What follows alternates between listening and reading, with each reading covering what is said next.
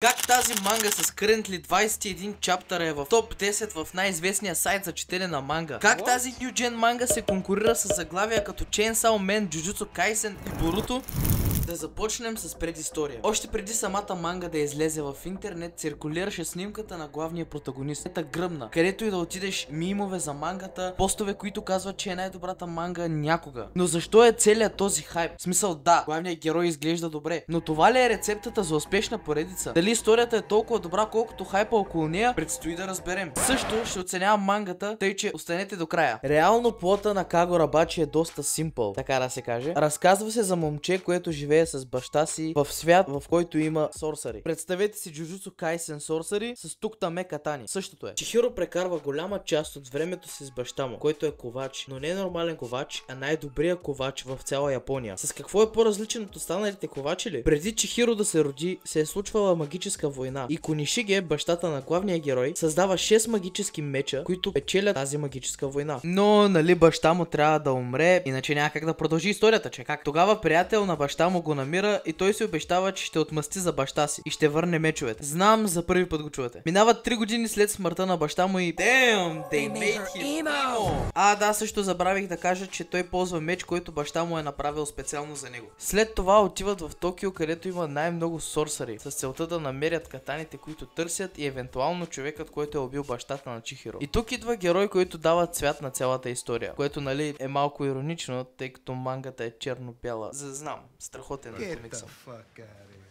Появата на този герой според мен вкарва малко живот на историята. Според мен е добре да има малко разнообразие от убийства, сделки и такива неща. Появата на това момиче ни вкарва не само комедия, с която можеш да разпуснеш от всички тези сериозни неща, но и дава интересен конекшън между двата героя и евентуално нов мотив за борене на главния герой. Това момиче, след като се появява, казва, че хора с най-силната катана са я преследвали и сега търси някой да я пази. Първоначално не й вярват и си мислят, че се базика, защото е дете, но след като идва този джихадист да се опита да я отвлече, вече и вярват. Естествено не успява, защото нашият имобой има демон катана или мистична катана, там каквото е. Проваля се и в този чаптър се появява главният антагонист, който го убива, защото не се е справил. Но все пак пича се опита да е тарикат и да го гръмне и да го вземе със себе си, но Соджо просто се тръгва. От тук вече мангата вдига левел, с наистина доста добър сторителинг от автора на мангата. За толкова малко чаптъри успява да създаде отлична динамика между главния герой и антагониста и създава уникални битки между тях. Нещото, което кара Соджо да е толкова заинтересован от Чихиро, е, че той е много голям фен на баща му, така да се каже, и е изучавал как работят мечовете много време. И след битката му с Чихиро, той разбира, че реално има неща, които той не разбира за мечовете, въпреки че е разучавал мечовете дълго време. Това го кара да иска отговори. Тъй като от мангата са излезли само 21 чаптъра по време на правенето на този клип, няма много какво да кажа. Стигнали сме до момент, в който Чихиро разбира, че наближава търг, където се събират множество сорсари от цяла Япония, за да надават за различни предмети, част от които може да бъде и някоя катана, която Чихиро търси. Тъй като търгът се управлява от семейство Сазанами, нали, то трябва да се управлява от някой все пак, Чихиро се заема да намери информация за какво по-точно се слага на търг. Тогава намира този пич, който се оказва от точно това семейство,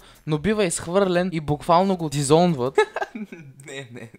Сори, но не мога. Съгласява се да помогне с каквото може и това за сега е от тази манга. Нека сега да я рейтнем. Дали се заслужава? Нали, като вземем на предвид, че са излезнали само 21 чаптъра. Също имайте на предвид, че я рейтвам според мен. Нали. Ще я рейтнем в 3 категории. Плот, битки и герой. За плота на анимето ще дам 6 от 10. Смятам, че има на къде да расте. Не е пълен траш, но има потенциал за нещо добро. За битките ще дам 8 от 10. Смятам, че битките на тази манга са брутални. Не само като колко са епик, въпреки че са доста епик. Също динамиката между героите, която има, е уникална и те кара да четеш и да тръпнеш в очакване да видиш какво ще стане. Вижте ги тия петимата как са му се наредили да му скачат. Това е баси хайпа и то на 13-ти чаптър. За героите ще дам 6 от 10, главно защото историята още не е достатъчно развита, че героите да са толкова deep, но някои от тях наистина впечатляват с дизайна им. Това ще е от мен, надявам се видеото да ви е харесало. Лайк, subscribe, също можете да ме последвате в TikTok. Чао!